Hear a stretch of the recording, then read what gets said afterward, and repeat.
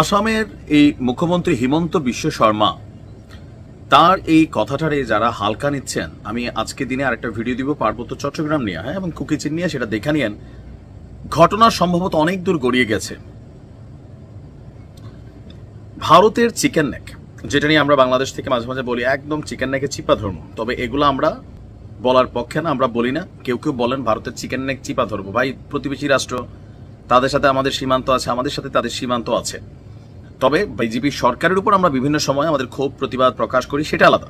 যাই হোক, এখন ভারতের দুর্বলতা হচ্ছে তাদের চিকেন নেক, এটা সবাই জানেন। কিন্তু বাংলাদেশেরও একটা না দুইটা চিকেন নেক আছে বলে দাবি করেছে আসামের যিনি মুখ্যমন্ত্রী আছেন হিমন্ত বিশ্ব শর্মা।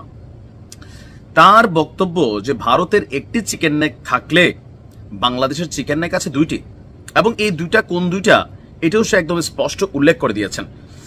তার বক্তব্যের মাধ্যমে বাংলাদেশের ভৌগোলিক দুর্বলতার কথা সে সামনে নিয়ে আসে। সে বলছে যে যারা ভারতের চিকেন নেক করিডোর নিয়ে নিয়মিত হুমকি দেয়, তারা যেন এটাও মনে রাখে বাংলাদেশেরও দুটি চিকেন নেক রয়েছে, এবং দুটা আরো বেশি ভারতের চিকেন নেকের তুলনায় ঝুঁকিপূর্ণ। তো কোথায়? বিষয়টি ব্যাখ্যা করতে গিয়ে হিমন্ত শর্মা লিখছেন, বাংলাদেশের প্রথম চিকেন নেক হল 80 কিলোমিটার দীর্ঘ উত্তরাঞ্চলীয় একটি করিডোর, যা ভারতের দক্ষিণ দিনাজপুর জেলা থেকে শুরু হয়ে পশ্চিম গারো পাহাড় পর্যন্ত বিস্তৃত। এই মুখ্যমন্ত্রীর হুঁশিয়ারি হচ্ছে, এই করিডোর যদি কোনোভাবে বিঘ্নিত হয় তাহলে রংপুর বিভাগ পুরোপুরিভাবে বাংলাদেশের বাকি অংশ থেকে নাকি বিচ্ছিন্ন হয়ে যাবে। ভারতের দক্ষিণ দিনাজপুর জেলা থেকে শুরু হয়ে দক্ষিণ পশ্চিম গারো পাহাড়, সেখানে আমাদের সাথে ভারতের সীমান্ত আছে সম্ভবত রংপুর এলাকার। তার মধ্যে দ্বিতীয়টা হচ্ছে বাংলাদেশের অর্থনীতির রাজধানী চট্টগ্রাম।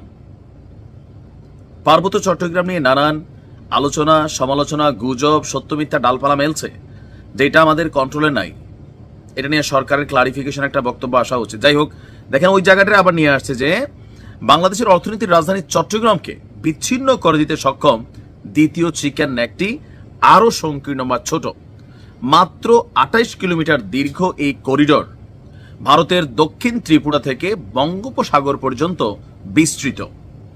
হিমন্ত বলছে এই করিডোর ভারতের শিলিগুড়ির করিডোরের চেয়েও ছোট এবং অনেক বেশি বাংলাদেশের জন্য স্পর্শকাতর।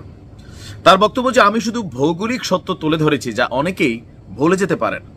ভারতের শিলিগুড়ি করিডোরের মতন আমাদের প্রতিবেশী দেশও দুটি সরু করিডোর দিয়ে ঘেরা।